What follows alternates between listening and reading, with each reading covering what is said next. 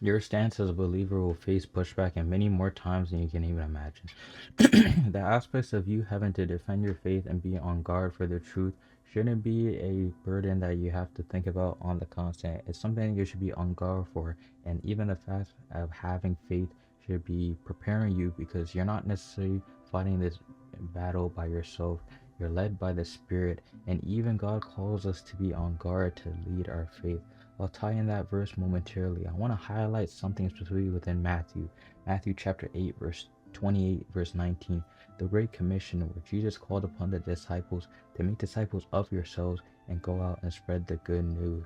When you have that position in defending Christ, you have a obligation to spread the good news, spread the hope that is in you, so that no matter the instances where you may fall away from your faith, you may not necessarily know as much as your faith to be able to be on the hots for God. You have the Holy Spirit within you that actually leads the conversations, leads the impacts within people's heart, because the testament of your life should be an embodiment of the Holy Spirit, which is hard because obviously we're sinners, obviously saved by the grace of God, but it still comes with an understanding that you have a purpose and a gift.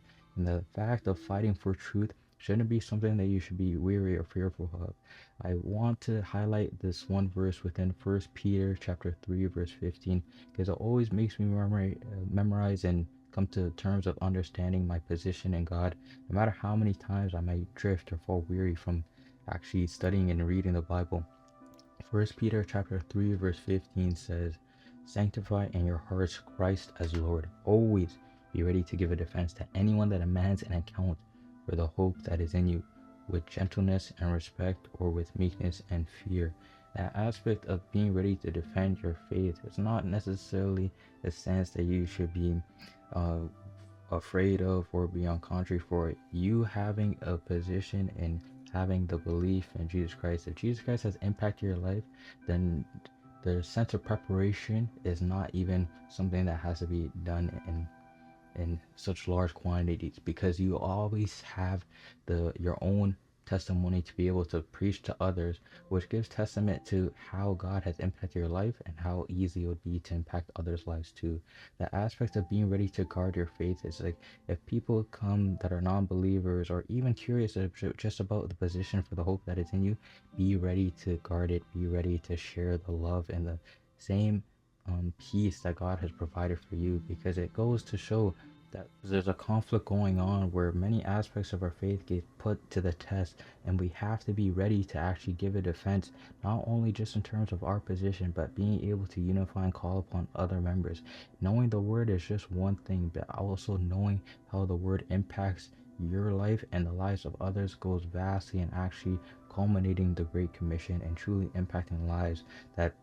That's what God called us to do, because ultimately it should be for the kingdom. It's even funny that I make reference to this because I've been reflecting on my own channel and even the aspects of studying and actively reading the word, because I feel like if I'm not actively reading and studying the word, I'm weakening my faith. I'm weakening the defense that I once had, because even demons know the word, but actually being able to study the word and utilize it for the power of God and what he actually called us to do goes a long way in not only preparing ourselves but living a life that Jesus calls us to do. I know this is a bit of a unforeseen video, but it's just one that I had to get off my chest because it's been a while since I spoke to you friends, but it's a matter of just reinstilling that same confidence that God has bestowed upon me, and I'm bestowing it upon you guys. So friends, I thank you so much for watching this video. If it resonated with you, please leave a like and subscribe. Thank you always, and God bless.